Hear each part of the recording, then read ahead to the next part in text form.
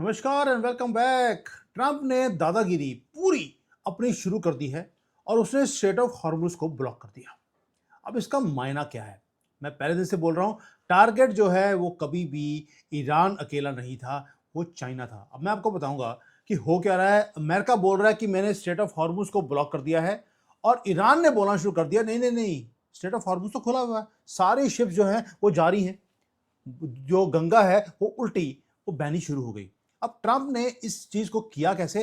और ईरान को बोला है तुम्हारे पास सिर्फ 3 मिनट हैं, क्योंकि एग्जैक्टली 3 मिनट के बाद पूरा का पूरा जियो पॉलिटिकल मेल्टडाउन वो शुरू हो जाएगा। वो कैसे, ये सारी बातें बताऊंगा और एंड में थोड़ी सी न्यूज दूंगा आपको चाइना से कि जो ट्रंप कर रहा है ईरान के साथ, उसका या स्ट्रेट ऑफ हॉर्मुज को बंद किया है, उसका असर चाइना में पड़ना शुरू हो गया कुछ घंटों में। इतनी बड़ी पावर है चाइना, अपने आप को बोलता है, वो घुटनों पे आ गया है। अब हो क्या रहा है, ये सारी जो चीजें हैं, इसमें से मैं आपको गारंटी देता हूं, अगर 10 न्यूज दूंगा आपको, उसमें से 8 आपको कभी सुनने को नहीं मिलेगी भारतीय मीडिया में, क्योंकि वो किसी और चीज में बिजी रहते हैं। अब आते हैं अमेरिका का। क्या किया उन्होंने? B2 के स्टेल्थ बॉम्बर्स को उन्होंने अभी अभी निकाला है डिएगो गार्सिया से। ये मेरे पास कंफर्म न्यूज है।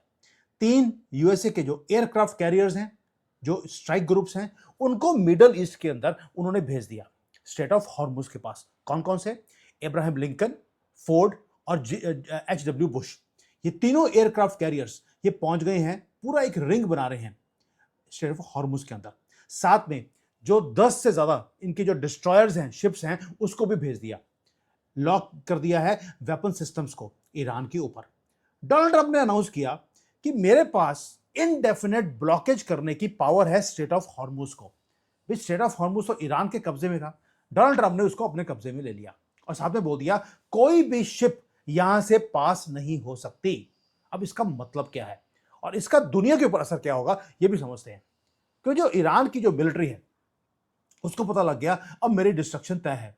ये जो स्ट्रेट ऑफ हॉर्मुज है, इसको ईरान यूज कर रहा था हथियार खरीदने के लिए चाइना से, और उसके बदले में ये इलीगली तेल बेच रहे थे अभी भी चाइना को। डोनाल्ड ट्रंप ने उसको बंद कर दिया, अपनी सारी शिप्स को खड़ा कर दिया है वहां पर। एक तो ये काम किया। दूसरा, उन्होंने बोल दिया कि जो ये 2-2 मिलियन मांग रहे थे हर शिप से, अगर किसी कंट्री ने इनको 2 मिलियन दिए हर शिप के ऊपर पास करने के लिए, मैं उस शिप को जाने नहीं दूंगा। दोनों तरफ, एक तरफ तो उसने मुसलमान के पैसे को बंद कर दिया, दूसरी तरफ से इनको हथियार चाहिए होते हैं हर जगह पे, वो हथियार बंद कर दिए। इसको बोलते हैं कंप्लीटली डिसआर्म करना अपने एक ईरान जैसी इस्लामिक पागलपन वाली कंट्री को। ये ट्रंप बोल रहा है। अब ट्रंप ने क्या किया, उसने साथ में एक और कर दिया कि जो चोक पॉइंट है, ये था ईरान के कब्जे में, अगर मैं इसी को अपने कब्जे में कर लूंगा, ईरान की सारी जो नेगोशिएशन की पावर है उसको मैं खत्म कर दूंगा। इसलिए उसने चोक पॉइंट को पहले तो सील किया। अब ईरान की जो नेवी है, आपको मालूम है, खत्म हो चुकी है, एयरफोर्स खत्म है, एयर डिफेंस सिस्टम खत्म है, ड्रोन मिसाइल की फैक्ट्रीज खत्म है, लीडरशिप भी खत्म है, अकल इनके पास होती नहीं है कभी भी। अब यूएसए ने क्या किया भैया, वो एक्टिवली हंट कर रहे हैं कि ईरान की जो नेवल माइंस हैं, जो इन्होंने पूरे समंदर में बॉम्ब्स फिट किए हुए हैं, उसको एक एक करके उसको खत्म किया जा रहा है। यानी कि कोई भी जो चीज है, जो कंट्रोल था ईरान का, उसको ले लिया, अपने कब्जे में कर लिया। अब यूनाइटेड स्टेट्स क्या कर रहा है, साथ में उन्होंने एक और नई मिलिट्री का एक टेक्नोलॉजी निकाल दिया। इसको टेक्नोलॉजी को है क्या, इसको बोलते हैं रिवर्स ट्रैकिंग रेडार सिस्टम। अब ये रिवर्स ट्रैकिंग रेडार सिस्टम मुझे पता नहीं था होता क्या है, मैंने भी इसको कंफर्म करवाने की कोशिश करी। ये है इम्पॉसिबल टेक्नोलॉजी, जो किसी के पास नहीं है। इसका मतलब है कि जैसे ही आपने सुना होगा कि ये मोबाइल मोबाइल जो ये लॉन्चर्स होते हैं, ट्रक्स होते हैं, उसको लेके जाते हैं, मिसाइल छोड़ा, ये दोबारा से बंकर में छुप के चले जाते हैं। अब अमेरिका ने टेक्नोलॉजी निकाल दिया कि जिससे जैसे ही एनिमी ने, यानी कि ईरान ने कोई भी मिसाइल को, कोई भी ड्रोन को निकाला, उसी वक्त पूरा का पूरा सिस्टम पूरे कंट्री को वो ट्रैक कर लेगा, ये कहां से निकला है, और 3 मिनट के अंदर, जस्ट 3 मिनट के अंदर इतने ज्यादा बॉम्बिंग उस एरिया में की जाएगी कि पूरे एरिया को डिस्ट्रॉय कर दिया जाएगा। अगर वो मिसाइल लॉन्च करने के बाद वो भागने की भी कोशिश करेंगे, उस पूरे एरिया को खत्म कर दिया जाएगा। लॉन्च साइट भी गई और साथ में जितने भी लोग वहां पे ऑपरेट कर रहे हैं वो भी गए। अब ईरान क्या करेगा, वो जब भी कोई मोबाइल लॉन्चर निकाल के लेके जाएगा, उसके पास हाथ में उसके बच्चे भी ले जाएंगे, ताकि जब वो उसको डिस्ट्रॉय किया जाए, बच्चे मरेंगे तो उसके बाद फिर फोटो दिखाएंगे, देखिए इन्होंने बच्चे मार दिए। वही इस्लामिक तरीका। अब $2 बिलियन का ये यूएस डिस्ट्रॉयर का पूरा सिस्टम है जिसको इन्होंने एम्प्लॉय कर दिया। कहां पर? स्टेट ऑफ हॉर्मुज में और ईरान के बाद। आप डेयर तो कीजिए शूट करने की, आपको उसी वक्त शूट कर दिया जाएगा। अब जो ये इस्लामिक रेवोल्यूशनरी गार्ड्स हैं वो तो आपको लगेगा कि इमीडिएटली उन्होंने मिसाइलें छोड़नी शुरू कर दी होंगी। बिल्कुल भी नहीं, वो फ्रीज कर चुके हैं, वो पैनिक में हैं और उनको मालूम है कि भाई अब वो बचने वाले नहीं है, इसलिए वो स्टेट मीडिया के ऊपर आए और उन्होंने इमीडिएटली अमेरिका को बोल दिया हम डीएस्केलेशन करने को तैयार हैं, आप भी अटैक मत कीजिए, हम भी नहीं करते, हम स्ट्रेट ऑफ हॉर्मुज को खोल देते हैं, हमें 2-2 मिलियन नहीं चाहिए। ईरान ने ऑलरेडी अपने पैसे जो भीख मांग रहे थे वो मांगनी बंद कर दी है। भीख तो नहीं, वैसे बंदूक रख के गर्दन के ऊपर ये पैसे मांग रहे थे। एब्सोल्यूट रॉ पावर अमेरिका की मिलिट्री की अनलिश कर दी गई है और ईरान फोल्ड हो गया है। अभी तक तो पिंग पोंग चल रहा था। अब जब ये सारा कुछ देखा तो मुसलमान वर्ल्ड चुप नहीं रह सकता। तुर्की का प्रेसिडेंट अर्दोगान वो बीच में आता है कि भाई अब मैं इजराइल के ऊपर बॉम्बिंग करूंगा क्योंकि ईरान की वाट लग रही है। वो इस क्योस के अंदर एंटर करना चाहता है कि मैं अब इजराइल के ऊपर वैसे ही अटैक करूंगा जैसे मैंने कहां किया था, लेबनान में किया, उसमें कौन सी कंट्री थी अफ्रीका की, वहां पे किया था, मुझे कंट्री भूल गई, मुझे बता देना किस में किया था। तो अब लीबिया में जैसे अटैक किया था अर्दोगान ने, वैसे ही वो इजराइल के ऊपर अटैक करेगा।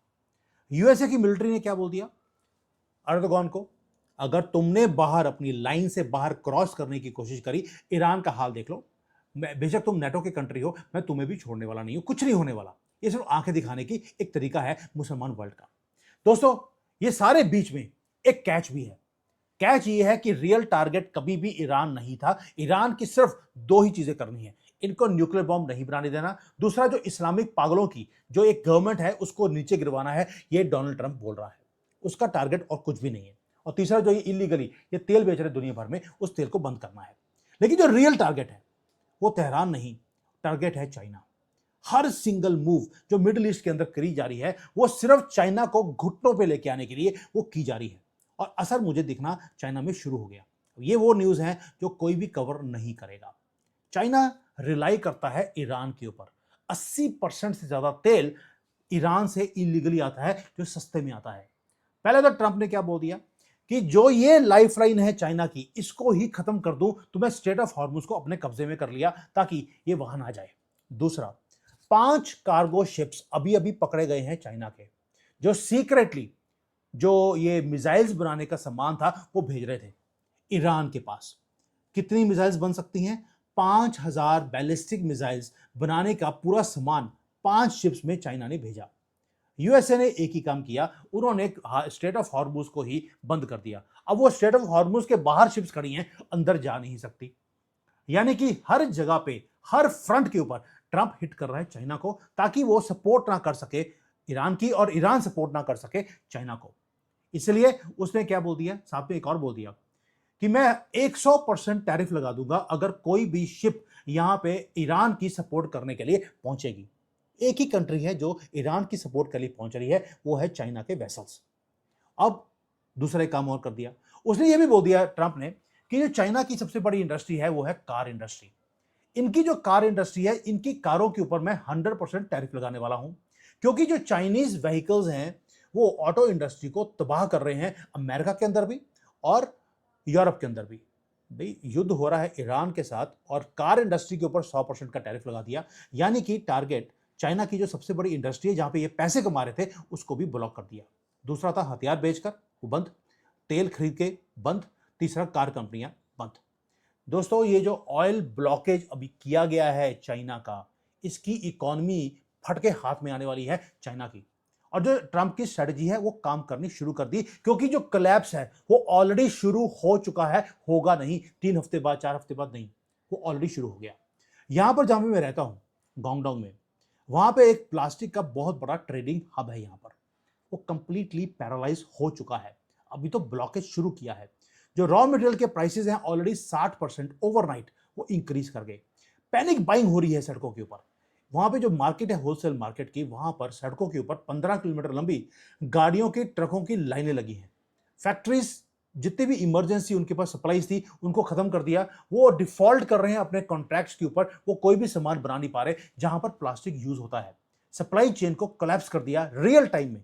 सिर्फ 3 मिनट की मोहलत दी थी ईरान को और 3 घंटे में चाइना अनफोल्ड हो गया है। इतनी बुरी हालत है। ऊपर से एक और चीज है, जो चाइना की इकोनॉमी है उसका इंजन था रियल एस्टेट, आपको सबको मालूम है। यहां पर एक बहुत बड़ी कंपनी है, नॉट एवरग्रैंड, उससे भी बड़ी कंपनी है वांगखा। यह वो कंपनी है जिसको स्टेट गवर्नमेंट सपोर्ट करती है। उसके अंदर जो लोन्स हैं वो डिफॉल्ट होने शुरू हो गए हैं और इसके जो चेयरमैन है उसको अरेस्ट कर लिया गया आज ही। वांगखा कंपनी इतनी बड़ी कंपनी है कि अगर ये नीचे गई तो लोकल गवर्नमेंट्स भी जाएंगी, बैंक्स भी जाएंगे और जो इंफ्रास्ट्रक्चर के प्रोजेक्ट्स हैं वो एक मैसिव एम्बैरेसमेंट बनने वाला है चाइना के लिए। साथ में अब एम्बैरेसमेंट की बात ही आ गई तो एक और एम्बैरेसमेंट बता देता हूं। चाइना कोशिश कर रहा था कि वो टाइटैनिक का एक डुप्लीकेट टाइटैनिक बनाएंगे यहां पर, और वहां पर बहुत ज्यादा बिलियन डॉलर का प्रोजेक्ट था ताकि दुनिया को दिखाया जाए कि टाइटैनिक डूबी, हमने दोबारा से बना दिया। लेकिन मुझे लगता है नाम में ही कुछ ऐसा है, टाइटैनिक जिसने भी हाथ लगाया वो डूबेगा ही डूबेगा। अब चाइना ऐसा डूबा है कि वो रस्ट गई, वो शिप तो बन गई लेकिन वो शिप जो बन रही थी अब वो रस्ट कर रही है, प्रोजेक्ट को बंद कर दिया गया क्योंकि पैसे नहीं है। इसको बोलते हैं मिसमैनेजमेंट, और क्रैक्स इनकी फाउंडेशन में आने शुरू हो गए। यहां तक कि यहां पर एक सिटी है गुइजो, आपने कभी नाम सुना होगा, बहुत ब्यूटीफुल सिटी है, वो सिंक कर रही है। वहां पे माइनिंग का एरिया है, माइनिंग बंद हो गई है। रीजन बीइंग इंटरनल क्राइसिस इतने ज्यादा बढ़ गए हैं क्योंकि अब माइनिंग का सामान कोई खरीद नहीं रहा, शिप्स को ब्लॉक किया जा रहा है। अब बेचेंगे कहां पर? रजीम अंदर से जो इनका ताश के पत्तों का भी इन्होंने पूरा कंट्री बनाया हुआ था, उसके ताश के पत्तों के घर में आग लगनी शुरू हो गई है और ये अपने ही वेट के नीचे ये दबते जा रहे हैं। और यूएसए ने जो इकोनॉमी और स्ट्रेटेजिक वॉरफेयर इनके साथ शुरू किया है, इनकी जो ग्रिप है चाइना की अपनी कंट्री की इकोनॉमी के ऊपर, वो लूज होती हुई दिखाई देती है। दोस्तों, यहां तक कि जो लोग हैं यहाँ के, पहली बार देख रहा हूं कि यहां पर कंट्रोल इतना ज्यादा है इंटरनेट के ऊपर, लेकिन जो यहाँ के लोग हैं उन्होंने सोशल मीडिया को अपनी ही गवर्नमेंट का मजाक उड़ाते हुए मैंने पहली बार देखा है। उन्होंने फ्लड कर दिया है लीडरशिप के अगेंस्ट एआई वीडियोस बना बनाकर। जो हार्डकोर नेशनलिस्ट है यहाँ पर वो कंप्लीटली साइलेंट है, और चाइना की जो ग्लोबल एलाइज हैं वो भी इनके हाथ से निकलते दिखाई देते हैं। एक तरफ आपने तेल बंद कर दिया, दूसरी तरफ से आपने इनकी इकोनॉमी का भट्टा बढ़ा दिया, तीसरा इनके हथियार बेचने बंद कर दिए, गाड़ियां बंद कर दी। ऊपर से जो इनके एलाइज हैं यूरोप के अंदर, प्रो बेजिंग एक ही गवर्नमेंट था, वो था ऑर्बन, हंगेरी वाला, हंगरी का प्रधानमंत्री। अभी अभी वो इलेक्शंस को हार गया है। इसका वैसे तो बुरा असर होगा। असर यह होगा कि हंगरी एक ऐसा कंट्री था जिसने इस्लामिक जानवरों को अपने कंट्री में आने से रोका हुआ था। अब वो जानवर सारे के सारे वहां पहुंच जाएंगे। लिब्रांडो की गवर्नमेंट वहां पे बना दी गई है। ये आदमी दो काम कर रहा था, ये चाइना के साथ भी था, ये रशिया के साथ भी था, और ये साथ में ट्रंप के साथ भी था। उसे ही हरा दिया गया है। दूसरी तरफ से एक काम और हो गया, इटली की जो गवर्नमेंट है उन्होंने भी अभी अभी चाइना के सारे रास्ते बंद कर दिए। चाइना एक बहुत बड़ी कंपनी है इटली की, उसको खरीद रहा था, नाम था पिरेली। पिरेली वो कंपनी है जो टायर बनाती है, लेकिन उनके बड़े ही एक जिसको बोलते हैं इंपॉर्टेंट टायर्स हैं। उनका टायर है वो ट्रैक करती है कि गाड़ी कहाँ जा रही है, सड़क कैसी है, हर चीज का डाटा उस टायर के पास होता है। चाइना उस कंपनी को खरीदना चाहता था ताकि ये सारा एक मैसिव जो डाटा है वो इसके हाथ में आ जाए। अमेरिका ने इटली को बोला तुम्हारा नेशनल थ्रेट है, ये तुम कंपनी को मत बेचना। इटली ने वो कंपनी बेचनी बंद कर दी। चाइना की जो साइनोकॉम है उसने पूरा कंट्रोल लेने की कोशिश करी, बंद कर दिया गया। यानी कि चाइना के खिलाफ हर जगह पे इनके प्रो जो प्रधानमंत्री हैं उन्हें हराया जा रहा है, इनके प्रो जो कंट्री था ईरान उसको कंट्रोल किया जा रहा है, इनकी अपनी इकोनॉमी का भट्टा बढ़ाया जा रहा है, और जो वॉल्स हैं वो बहुत तेजी से चाइना की गर्दन तक वो पहुंचने वाली हैं। दोस्तों, यूएसए जो है वो क्या कर रहा है, अब प्लीज बार बार सुनिए। नॉट इंडियन मीडिया तो एक ही बात बोल रहा है, और ट्रंप हार गया, उसकी तो पूंछ कट गई। कुछ नहीं हुआ। यूएसए सिर्फ एक काम कर रहा है, वो ग्लोबल मैप को रीडिजाइन कर रहा है। ये जो 40-50 सालों की प्रॉब्लम है जो ये लिब्रांडो ने शुरू करी, इन मुसलमानों को सपोर्ट करते करते दुनिया की सपोर्ट करनी बंद कर दी। अब अमेरिका क्या कर रहा है? अमेरिका एक ही काम कर रहा है कि भाई आप ग्लोबल मैप को चेंज करने के लिए आपको कुछ करना पड़ेगा। ईरान को ब्लॉक किया, चाइना को ब्लॉक किया, उधर से अरेबिया, सऊदी अरेबिया से लेकर यूएई तक एक पूरी पाइपलाइन को क्रिएट किया जा रहा है जो डायरेक्टली रेड सी तक जुड़ेगी, और ये स्ट्रेट ऑफ हॉर्मुज को बाईपास करने वाली है। वो पाइपलाइन के ऊपर काम और बातचीत ऑलरेडी शुरू हो गई है। ट्रंप ने सारे जो एशियन ऑयल बायर्स हैं उनको बोल दिया आप ईरान को अबंडन कर दीजिए, ईरान से तेल खरीदने की जरूरत नहीं है। आप एक ही काम कीजिए, एक ग्लोबल कोलिशन बनाइए ताकि हम ईरान और चाइना दोनों का मुकाबला कर सकें। मैसेज बिल्कुल क्लियर है। यूएसए सिस्टमेटिकली कट ऑफ कर रहा है किसको? ईरान को और बीजिंग को। और ईरान के जो आईआरजीसी है, इस्लामिक रिपब्लिक, वो घुटनों पे आ गई। पैंटें उतार कर, वही जैसे 71 में 93,000 ने करी थी, वही ईरान के रेवोल्यूशनरी गार्ड्स कर रहे हैं।